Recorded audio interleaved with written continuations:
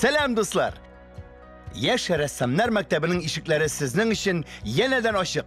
Hozir biz iginchilik deb atalgan büyük muhim ishni yasayacakmiz. Sen bilasizmi? İginchilik ya'ni turli foydali o'simliklar o'stiruv shuvoshlarning tüp shug'uli bo'lgan. Bu eskitkish xalqni shap-shin to'yindiruvchilar deb atarga bo'la. Chunki shuvoshlar o'stira turgan budoy ham boshqa o'simliklardan ekmek ham boshqa rizqlar pishiralar. Shabbit. Biz narsalar yasadık hali? Ayye, buday şeşile turgan basuda ishlovchi shuvosh xotin qizining bitini yasadık. Hem aның motor bosh kiyimin, ol quyoshning kuydirgich nurlaridan da saqlay, ishlaganda qo'mashovlamasin uchun sheshlarni da jiyib tura. Hozir o'zlari to'qigan to'qimadan, tigilgan ham issidan, shibin shirkidan saqlovchi gulmagini yasaymiz.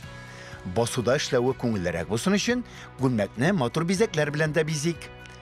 Chunki ishga biz bayramga borgan kibik boramiz bit. Shulaymi do'stlarim? Qirda albatta tirmassiz ishlab bo'lmay, boshda uzun toyoq, boshina vaqt ishlar yasaymiz.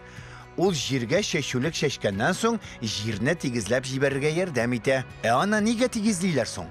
Bu yerga tushgan burtuklarni qushlar shuplab bitirmasin uchun kerak. Urliqlar yerda qolsa, yomg'ir yog'gandan so'ng ular motor etib, shitib shiga ham o'sib ketadi.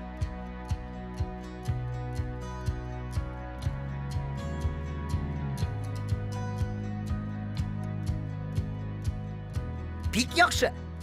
Mana qog'oz bitinde shuvosh xotin qizin yasab da qo'ydik. Ol qo'yda bosib turasың?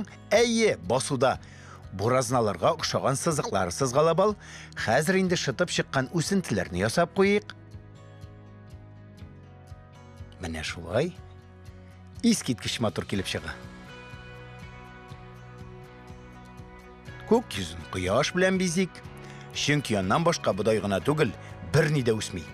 Shuvosh xotin qizining bitini yasab bitiramiz hozir. Bu tugaraklar ko'zlari, bulari burni ham og'zi. Ko'z qoralari bilan kirfiklarini yasarga unutma. Shap. Urra do'stlar. Hozir biz tusli qarandashlarimizni olamiz. Men tusli qarandashlar bilan bu yerga bik yaratam. Aydagiz, eng oshiq tuslisi bilan bo'yi boshliq. Durust, bu qizil tus. Onun bilan ko'lmakdagi ayrim ilishlarni bo'yimiz. Budaydan tush shuvoshlar tag'in nelar o'stira. Ular qirlarga sulu, orpa, buray, qora buday ham boshqa ko'p turli o'simliklar sheshalar. Barangi o'stira boshlaganchiga qadar ilkigi zamonlarda sholqanda o'stirganlar. Ona ertanda tushki ham kechki osh etib de osh turgan bo'lganlar. Do'stlarim, sizning sholqan oshab qaraganingiz bormi? Ul shunday tamli. Hozir mening qo'limda qizil sariq qarandash. Biz aning bilan boshliqning sirlarini bo'yimiz. Mana shulay eskitkish motor kelib chiqa. Shulay aning bilan ol yapqichni ham ko'lmakdagi bezaklarni bo'yimiz.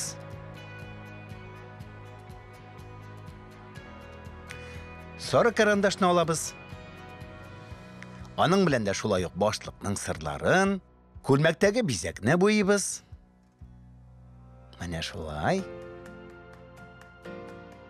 Hem şulay quyoshni bo'yab qo'yam. Bikirrak jili quyosh. Onun nurlari shundoq jililiq burki boshladi. Ressam bo'luvi eskitkish shabbida.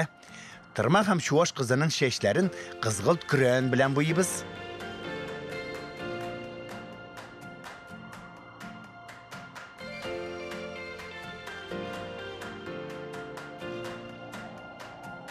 Biti ham qo'llarin ochiq qizg'ilt sorg'a. Agar da senda andi tus yo'q ekan, sorg'a da bu yerga bo'la. Eng muhimi qarandash bilan qoti bosib bo'yama. Zangar tus bilan jihatgina jinglarini da bo'yab olamiz. Olsu tus bilan bitin ham qo'llarin. Bizning shuvosh opamiz ishli orib da bitgan ekan bitindi.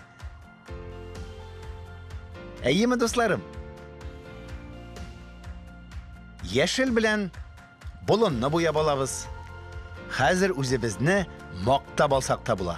Chunki rasmimiz hazır. Amin sizin bilan sog' bo'lasham. Xush do'stim.